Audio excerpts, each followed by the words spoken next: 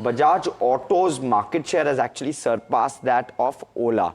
But what aided Bajaj Auto's EV sales and especially the jump in Q3? Puneet joins us with all of the details on that one. Well, thanks for that. So definitely, Bajaj has dethroned Ola Electric in terms of market leadership and has become the #1 player. What's also interesting that Ola has now become the #3 player below TVS Motors. That's one of the biggest headlines coming out of the retail sales data of December. When you look at the market share across players, we are seeing a stark increase from the month of October for someone like a Bajaj Auto. It's gone up from almost 5% in just the last 2 months. Specifically for Ola Electric, it's been a steady fall and it's down almost 11% in just the last 2 months.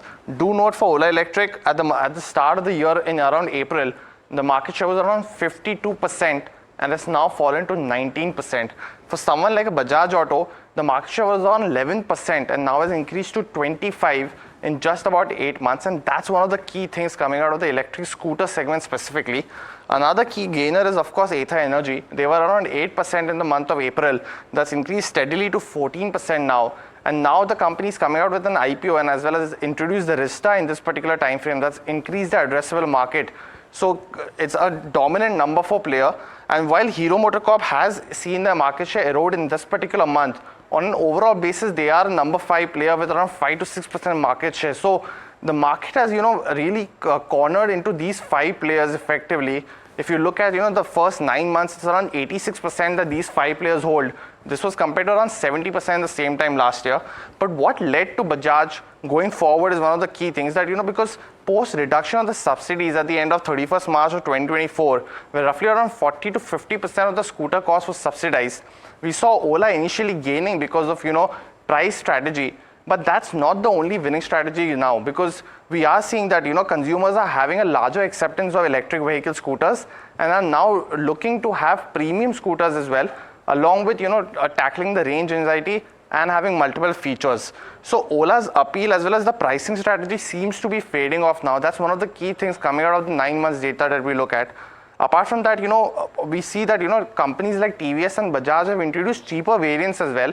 So that's increased the addressable market for players who can, or, people who can just afford roughly about 70 to 80,000 now have a chance to buy a TVS electric scooter as well as Bajaj, and the latter seems to be a biggest gainer. Now, I just want to talk about, the Q3 data as well, because comparing the festive season as a whole will be one of the key things. So for Ola Electric, while the sales are the highest amongst all players, the growth has been absolutely flat. But for Bajaj Auto, the growth is 133% on a decent enough base that they had on last time. For Ather Energy also, it's a strong gain. And for TVS, they've gained on the back of a base of 48,000, while someone like a Bajaj Auto has gained on the back of 31,000 base that they had in the same time last year.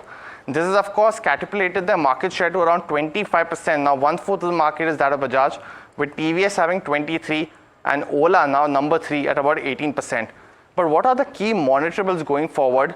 Because it's not going to be just the end of this fiscal year that's going to matter, because the next 3 months are very crucial for all these companies. The first one is, of course, that Ola has launched a swappable battery scooter in competition to someone like an Honda, and that's priced very attractively at just under 60,000 rupees, the cheapest in its lineup.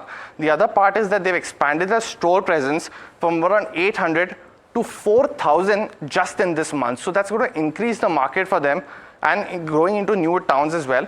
Also, they are looking to incorporate their own batteries from April of 2025 that will reduce the cost by roughly 30 to 40% for Ola Electric, so it will help margins going forward. And finally, Bajaj, they have launched a new platform, the 3.5 series. That will, of course, help them their margins as well, but it's going to increase the segment to a newer group who wants additional features and are willing to bet on the Chetak brand. Okay, thanks so much for that, Puneet. Very interesting. The way in which this entire two-wheeler EV space is evolving. Let me bring on board Deven Choksi, Managing Director of DR Choksi Investment. Welcome, sir. Firstly, wishing you a very, very happy 2025. Good afternoon. Just talk to us about the EV play. How would you play this big switch that Bajaj has been able to make? Wouldn't say at the expense of Ola, but is it a little bit of men against boys? The men will eventually win, the Heroes and the Bajajes of the world. Yes, wish you happy 2025 as well. Thank And you, I sir. think lots of good luck to all of us in this year. Thank you, sir. Well, I believe that I think the key differentiation lies in the strategy which Bajaj has adopted. On one side, I think they are continuously focusing on premiumization. And on the other side, I think they are talking about, I think, bringing down the cost from the Chetak range of portfolio. For the lower segment of portfolio, they continue to promote that lower segment of the portfolio, which is a mass market used by quick commerce, among others, through Yulu. So, which means that I think in the blended product category that they would have, Yulu would not get reflected into the business of Bajaj electric vehicles. It would probably be the investment company through which I think it will get reflected. But more or less, I think the premiumization story that they have been always believing in is continuing with the Bajaj Chetak. And that's where I think you probably like this particular company because instead of, I think, mixing up all the products into one portfolio, you're creating a separate entities so that at least I think you can focus on them. Second most important aspect, while the competitor is right now investing money in putting across newer stores, creating the distribution reach, they actually, I think, invested money first before they went to market in form of, I think, creating the significantly large amount of presence, of course, backed on their existing infrastructure of dealership. So they created the larger presence in the EV segment. And now probably they are bringing down the cost maybe faster due to the strategy on the vendor rationalization also.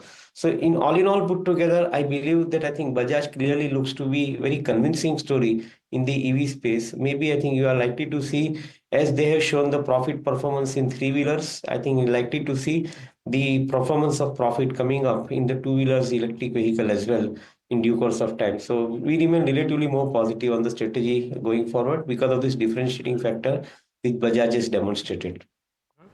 Shivangi, does it show in the in in in the build up or the trading positions? I mean, we know that Maruti's done remarkably well, and it's showing in the way the stocks moved. I'm sure the build up has been good to post those numbers. Does it show in any of the two wheeler names? Because the stock movements have been largely disappointing all through the last 3 to 6 months.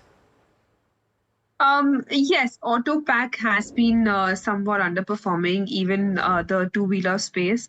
And we've seen that there has been a spectacular run in the last 3 to 4 years. And, this is the first time that we're seeing a little bit of consolidation and a halt here in this entire pack from the last, 2, 3 months. So overall, we are expecting some sort of underperformance here to move forward. But of course, if you talk about particular stocks, there can be some initial swings that can be seen here, some minor pullback move and short covering move that can be seen. But none of the moves look very sustainable at this moment. So I would recommend that, we could wait and watch for this entire pack. In fact, what I'm looking at, if I'm, TVS Motor or something, they've all witnessed short built up move over here. So definitely wait and watch here for stability to regain and then enter into this pack.